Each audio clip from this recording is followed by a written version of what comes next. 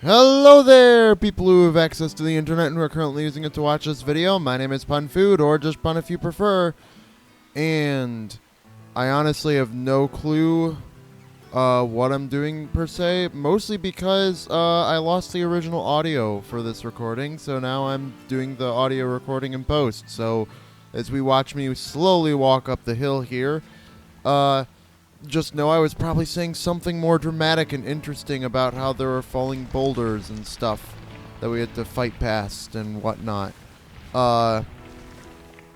So that's the gist of this episode. I'm recording this in post, and thus it's going to include a lot more cuts and jumps around because it's also going to be slightly longer because I combined two episodes together to make up for the time because I honestly didn't think there was enough interesting in just like my original recording for this episode, visually interesting without my dialogue audio to go along with it. I mean, I guess I could have made up some stuff for both episodes, but I figure I lost the audio for both, so why not, just combine them together while I do a bit of voiceover. As you can see here, I'm reviewing the team, looking at potential moves to teach them before going into this battle. We're going in with Steve, Lisa, Palmera, Aulur. I'll probably scroll down, but we also got Roll and Cindy. I don't know what I'm reviewing here.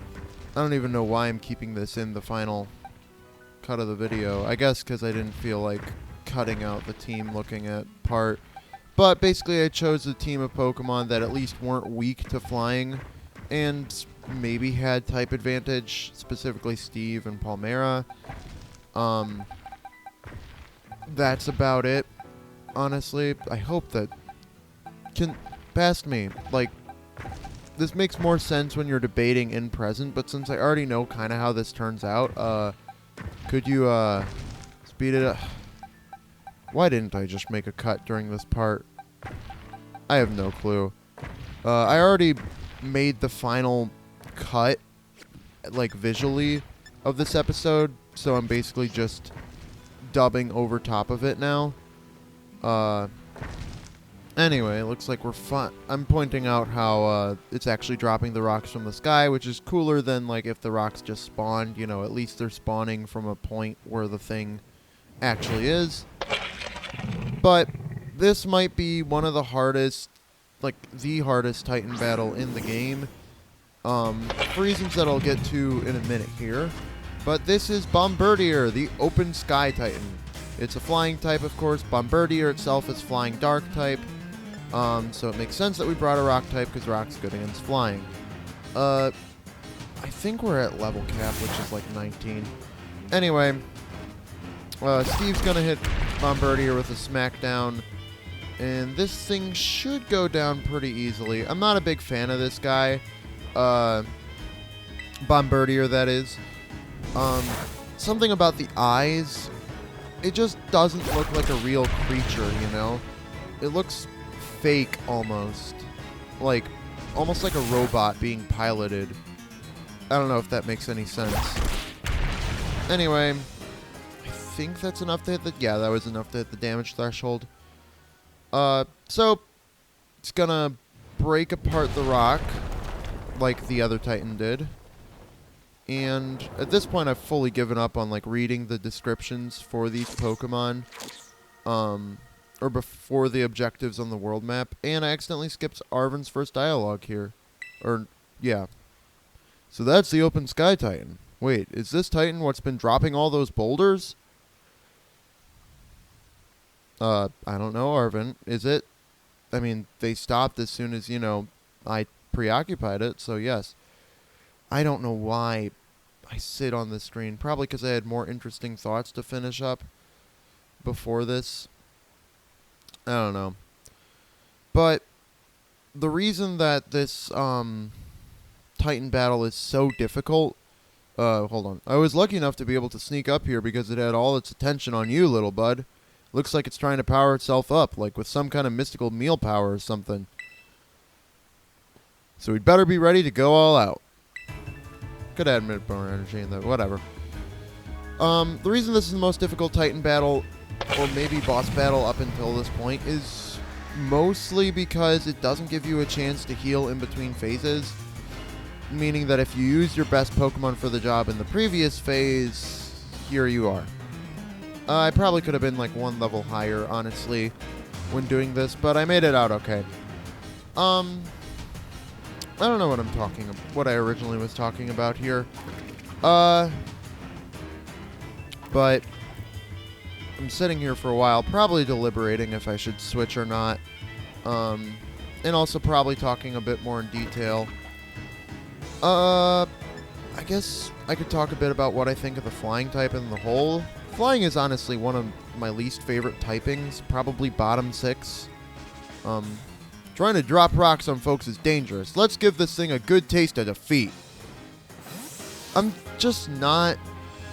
I don't know, flying types feel... Every flying type except for like a couple... Wow, really great descriptor. Most flying types to me just don't feel right. And flying type moves and abilities and like the ability of being a flying type never really felt fun to me, per se. Like, my favorite flying Pokemon are the ones that fly without being flying type or having like levitate. Like, Pokemon that you don't expect to mess. Like, Pokemon that hover but don't have levitate, you know? For the ones that kind of fly. You know, specifically I'm thinking about some Pokemon that probably are spoilers. Anyway, so I send out Cindy here to try and Will-O-Wisp it, I believe, and then go for the Fire Spin to do damage over time. Oh, I remember. I said something about, like, how, you know, I wasn't planning on going for the same move twice, so you wasted your Torment. Anyway. So, I don't know. I'm just not a big flying type fan. I'm really not a fan of the regional birds in most cases. Well, let's see. In Generation 1, not a fan. In Gen 2, I like Hoot Hoot. Gen 3, not a fan. Gen 4, not a fan. Gen 5, not a fan. Gen 6, I really like Talonflame. Gen 7, it's okay. Toucannon's pretty good. Could have used like a secondary like typing of some kind, maybe fire, but they just did fire, so I don't know. Could have been pure flying. I like Corviknight somewhat. In this game's regional bird, I haven't had the chance to really use it yet. But I think I enjoy it more than others. But I just find on the whole, flying is kind of like... It's forgettable, I think, for me. It's like when I think about, oh, my favorite Pokemon of each type, when I come to flying, I'm like, oh yeah, that's a type. Honestly, it might be my least favorite type. Except for, like, maybe fire because of the rivalry between grass and fire or whatever. Otherwise, I don't know. Anyway, we got a win through Burn and Fire Spin. And we took down the giant stork thing. So, yeah. Oh, one of the reasons why I didn't just cut to, like, through a lot of the battle... and all that. I don't know. Maybe it's not one of the reasons I didn't cut through the battle. But I wanted to make sure I kept any significant events in. And I guess learning moves isn't a significant event. I cut out a lot of me changing up movesets and stuff. You're going to see my team jump around between this Pokemon and this Pokemon a few times throughout the video simply because training different members to get them to the next level cap. But important thing to note, I guess it's not too important because this takes longer than I thought to like change up the moves and learn the new moves. This is giving me new perspective on how I do these things. Part of me feels like I want to keep going with like the mostly unedited content. Oh, but this is what I didn't want to skip. Apparently if you auto battle, it doesn't allow your Pokemon to evolve. You need to like do it in a bigger battle or use a candy. So even though we hit 18, which is where Palmera normally evolves, yeah, instead we get 19 because we were, I guess, in an auto battle when this would have happened before. So Palmera's evolving. But I don't know. I'm a bit conflicted on editing videos versus like mostly unedited. Anyway, we got Palmo. This is probably one of my favorite Pikachu clone of all time, this line. Palmo uses a unique fighting technique in which it uses its forepaws to strike foes and zap them with electricity from its paw pads simultaneously. People say it's just Palmy standing up. That's not true. It has white on its, forepaws. It also has like cheek pouches on its, paws itself. Its ears are a bit more elongated than Palmy. Tuft of hair is longer, and it's standing up, of course. It's also a fighting type, so, it's different enough. Like, I don't know what people's problem is, One of the lazier designs, maybe. But any less adorable and, cool? No. Anyway, one of my favorite Pika clones of all time. I don't know, but part of me feels, back to the whole, I'm conflicted on, like, doing the stuff in commentary and post. I probably won't do unless, again, I lose my audio files. Or like my recording doesn't take or whatever. But as for like only keeping in really big major events in the editing process, I think especially when like I'm live, chat talking, it's kind of hard to segue. Like, find a good spot to segue when I'm continuously talking. Anyway, yes, way to go, Pun Food. Looks like we don't have to worry about any more boulders falling on us now, huh? I'm actually kind of glad, because I feel like I didn't do Arvin's voice well enough last time. The last take. There has to be more of that Herba Mystica it ate in here. Another thing is that I saved my game after I finished before checking the audio. So that's why I'm live voiceovering this as opposed to like just re-recording the entire episode. Also low on time and stuff. I don't know. Don't feel like playing the whole game. Anyway, if we're lucky, there'll be another herb here. Yes. I have no control over when I pressed the buttons before. Like, I'm just trying to do my best to provide interesting conversations and still do Arvin's voice over all this stuff. I knew it!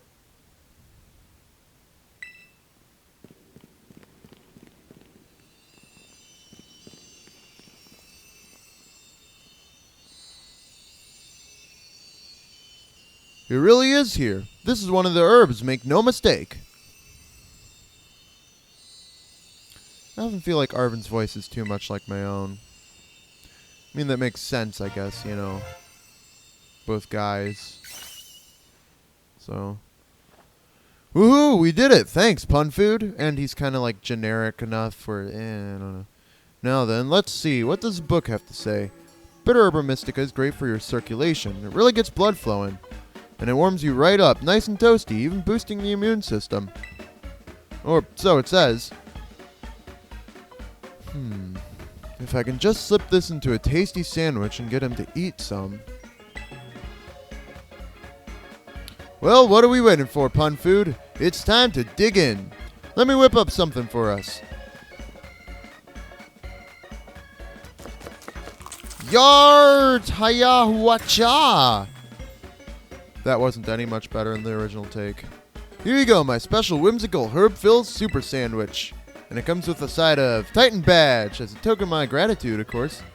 The first time I read that, I thought he said, like, Titan Badge, token of my gratitude, of course. Like, that's the name of the entire thing. Also, it's bitter, guys. It's not like odor. I mean, maybe it's odorous, but, like, bitter doesn't mean that it's, like, emitting, poison clouds. Right? Whatever. I don't know. Bitter. I don't know if bitter is one of my favorite flavors. I think sour's probably one of my favorite flavors. Sweet, definitely. Not too big on spicy or salty. I mean, I like a little bit of spice, a little bit of salt occasionally. I'm a very picky eater, I would say. I eat like 5 dishes total like in like main entree dishes total. Mostly like just out of like I like them, so why eat anything else, you know? Whatever. We have Mr. Aguias here. Oh, come on. You again? Sniff, sniff. Do you want to give your sandwich to Miraidon? Here you go. Yans! Oh, yes? Is it trying to say thanks or something? Well, good thing I made extra. You're helping me out a whole bunch with the hard stuff, so it's only fair that you get more.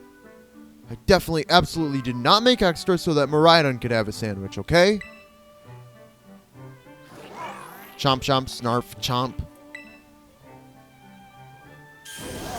Agias! Miraidon will now be able to move across the water now. Basically, it's surf. You know, Dash wasn't an old HM, but, you know, surf is. Anyway, did it grow stronger again? I don't know, Arvin. Did it look like it grew stronger again? Agia. Man, these Herba Mystica really do pack a punch, don't they? I mean, they'd better, or else I'm really up the creek. Sniff, sniff. Agia?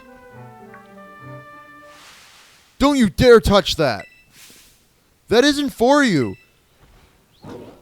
Agia?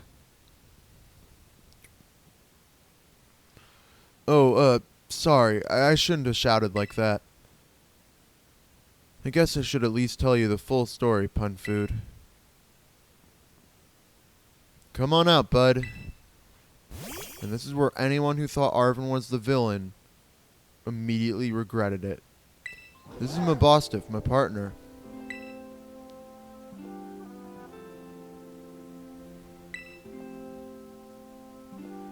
So sad. Sorta. I don't know. Here you go, bud. Eat up. This sandwich should help you feel better. Slowly now. Take your time. Small bites are fine. Just chew nice and slow.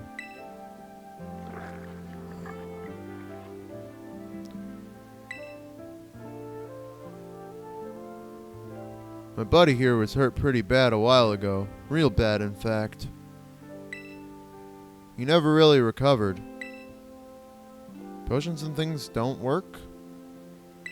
Have you tried a Pokemon Center? They said this wasn't any regular old injury or an illness.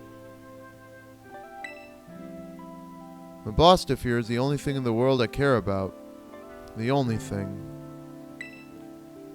So I promised that I'd make him better, whatever it takes. I searched online, I read books, I looked all over and tried every cure and remedy I could find. But nothing really worked. I'd almost given up hope. That's when I found out about the Herba Mystica. You've done your research. Yeah, see, I found this book in my dad's lab. Area Zero was home to wondrous herbs that instantly impart vigor when eaten. We've dubbed them Herba Mystica and attempted to grow some in areas around Paldea. However, before we could harvest the herbs, were eaten by Pokemon, which in turn grew large and strong. We call these Titan Pokemon. Yep, that's how long did it take me to read this part? Anyway. It's this book full of crazy stories and legends and things. Stuff nobody'd usually believe. But I believe it. I think what it says is true. And according to this book, eating all 5 Herba Mystica can cure anything that ails you. Case in point, Mabostif's paws were cold as ice before he ate that last herb. But they've warmed up a little now. I'm sure they have.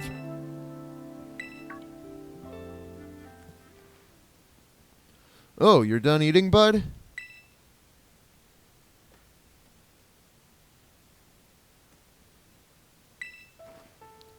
Hey, Mabostif, can you see? Are your eyes open? Yes, I did it! It's been so long since he was able to open his eyes. I was so worried. Oh man, I'm so glad.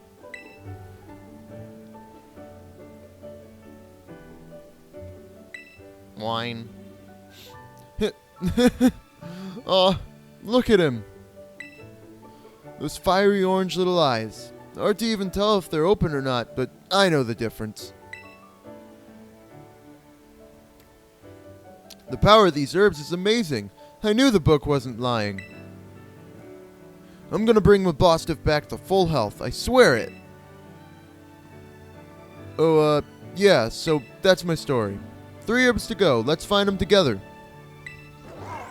Agia, agia! Just had to get me right on the last word. Okay. I probably have a bit before I go into the dialogue. What was I saying? I don't know. I said it here too. This is like the 3rd or 4th time I've seen this cutscene with Arvin and his, dying dog, so it's not really tugging at my emotions anymore. And it didn't really tug at my emotions the first time. Maybe it's because I didn't think he was evil the first time, so it wasn't as much of like a, wow, I regret saying he was evil when he just cares about his dog moment for me. But also I feel like I just am not as emotionally... I can be emotionally attached to characters, and I do care about this game's story. I guess to me, I've never really experienced, like, a dying dog or, dying anything or, like, someone on a deathbed or, like... I've had a pretty fortunate life to never really have to experience those things. And so it just was a little bit of, like, I couldn't relate the same way. Didn't have the experience to fully engage emotionally, maybe. And also I think part of it is when I read a story versus something that happens in real life, I do tend to detach just a little bit because I know it's not real. Yeah, so don't come here if you're expecting me to, cry and whatnot. Anyway, hello, Pun Food. This is Turo. His voice was a little deeper, I think. I can't remember. I detected that Miraidon has regained more of its original power. While riding upon it, it seems you should now be able to move across water. Now move across bodies of water. I am relying on you to continue taking good care of Miraidon. I don't know. Don't expect the actual, like, canonical voice I'm running with for these characters just yet. So, I guess now is the part of the video where I just kind of go around exploring, so I guess this is also the part where I now have to go further and investigate stuff.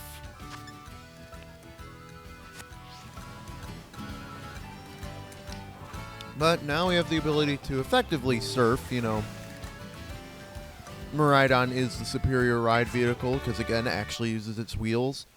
Miraidon is just kind of weird that it doesn't, looks wrong.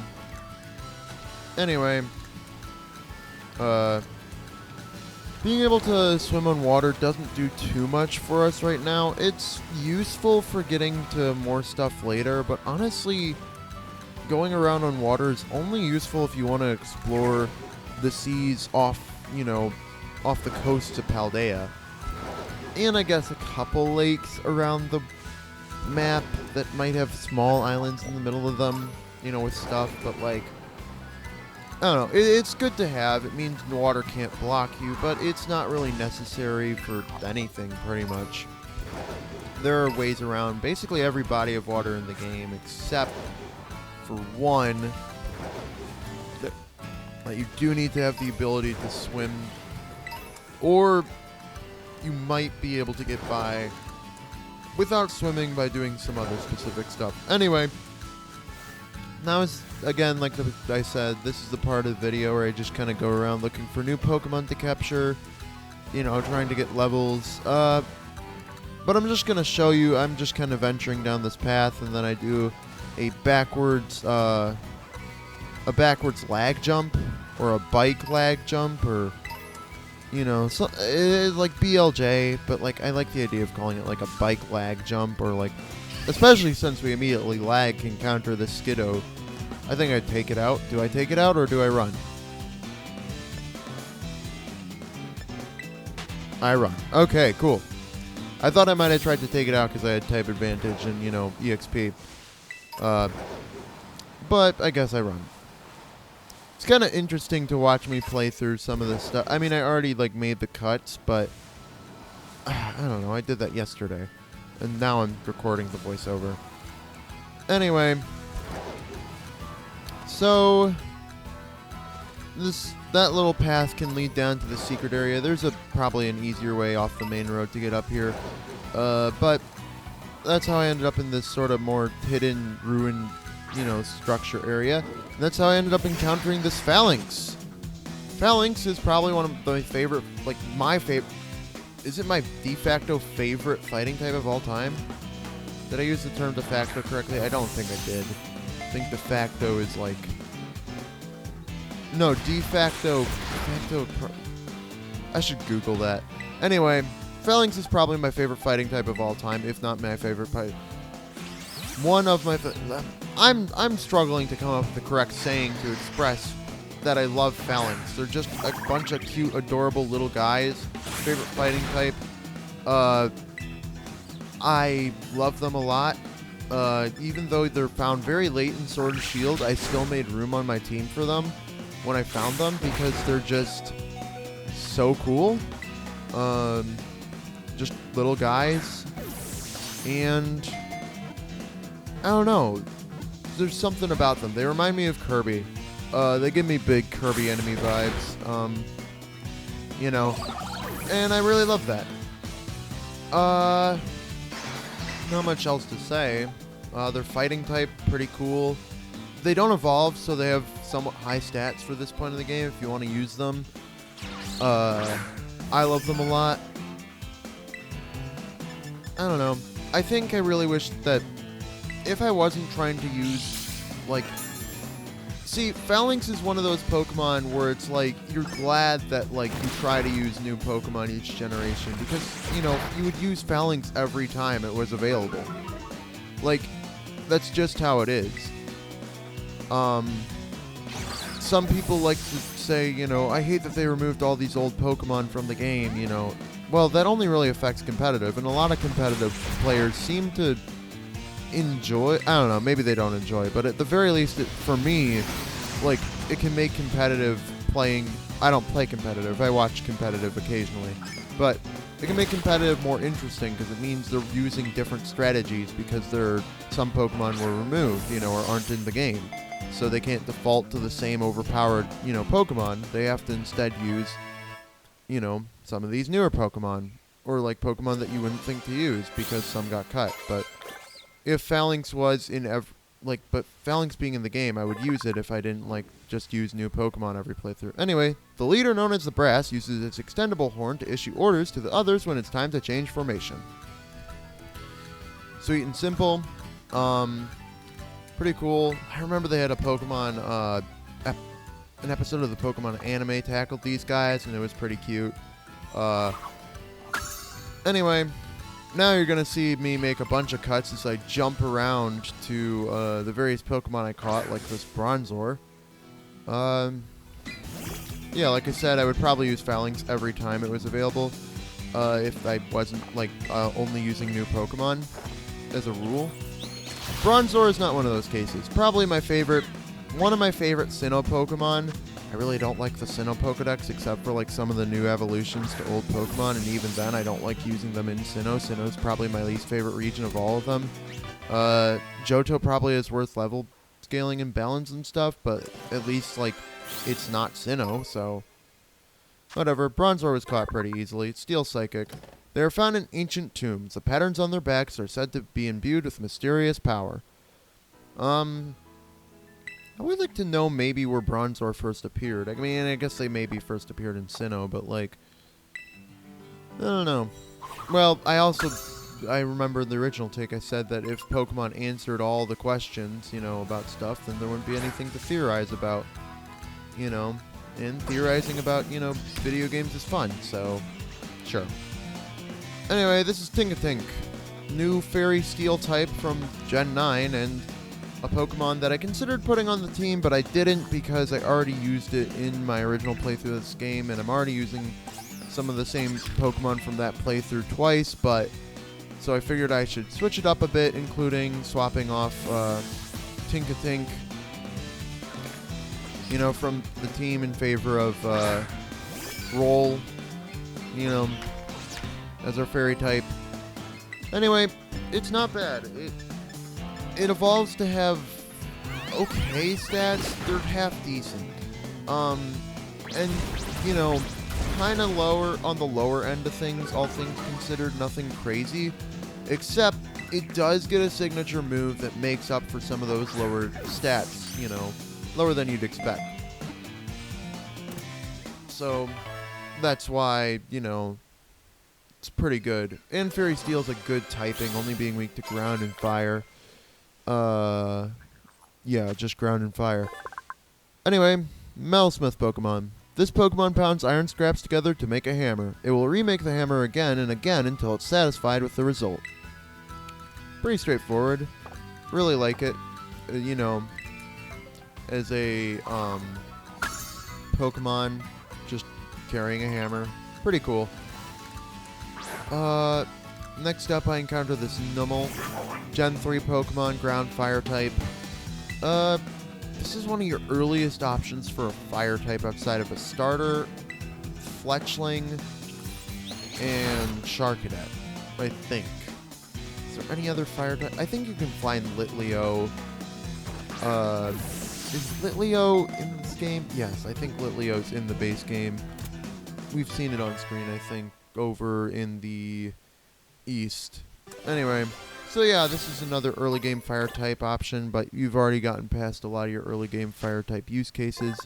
Anyway, the flaming magma it stores in the hump on its back is the source of its tremendous power. Straightforward.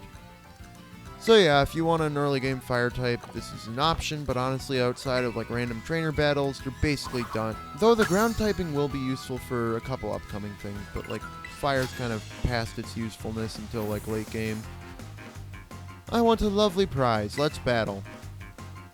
So I'm deciding to show this battle because interesting stuff happens.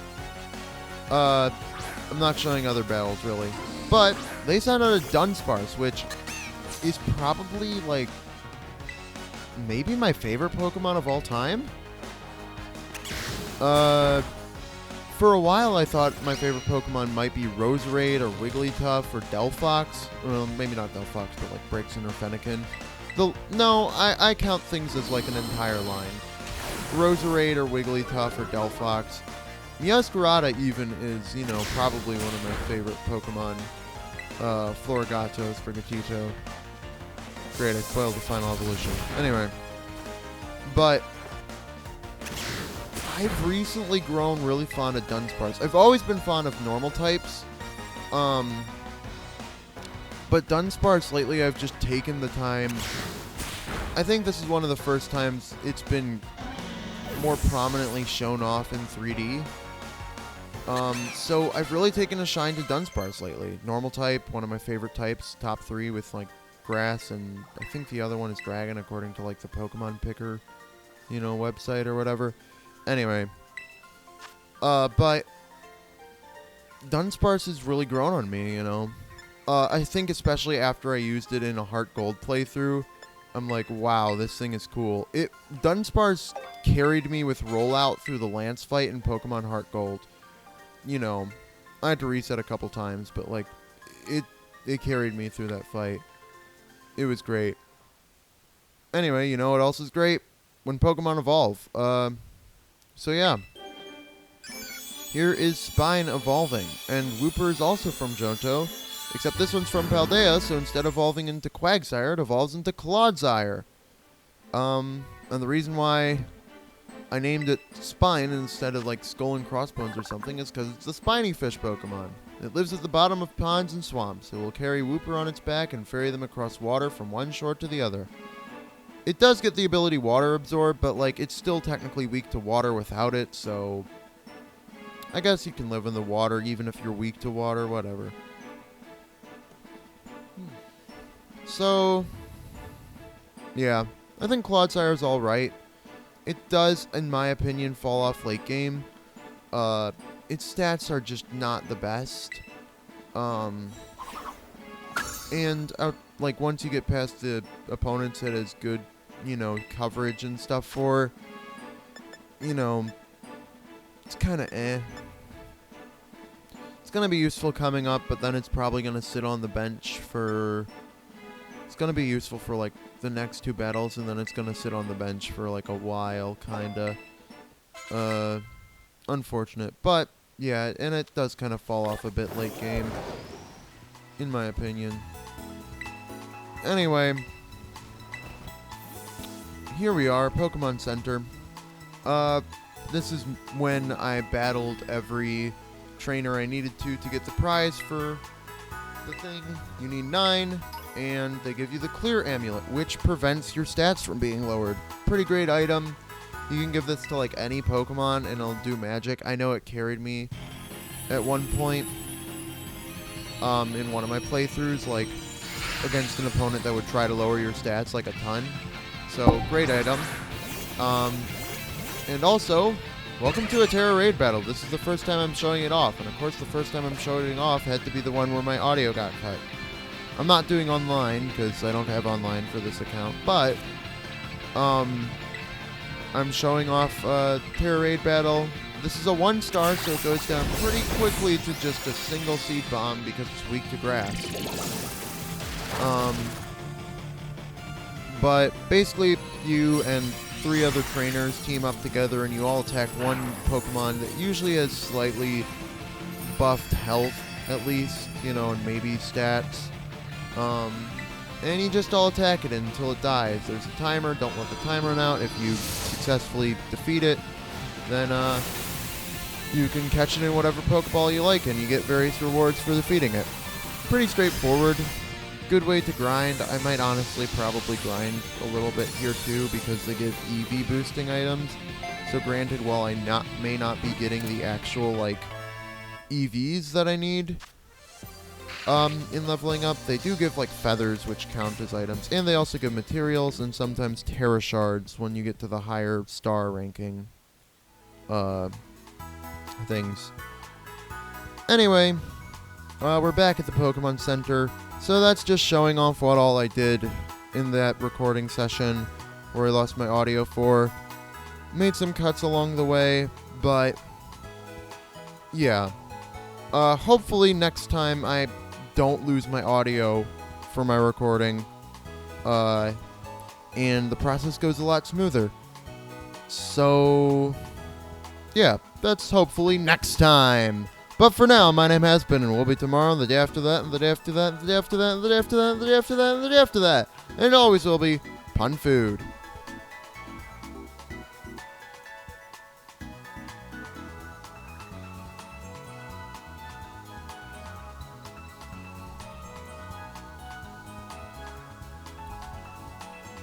Okay, quick question. I don't know. I don't think you would prefer it if I record my video first and then voice over the video later. But you might prefer it if I instead made a more edited video. Like, edit and skip to more story beat type stuff. If you want me, like, the only thing with that is I could probably only put out, like, 2 or so episodes a week if I was editing them more. Specifically because I got other stuff going on in my life. So, I guess it's just, would you rather see... I don't know that I have enough people to really comment, but, like, would you rather prefer I just kind of cut to highlights of a playthrough? Or are you fine with, just... play the game, think of interesting thing to talk about, just play for half an hour and give us whatever you got. That's my real question for you there. I'll leave you with that.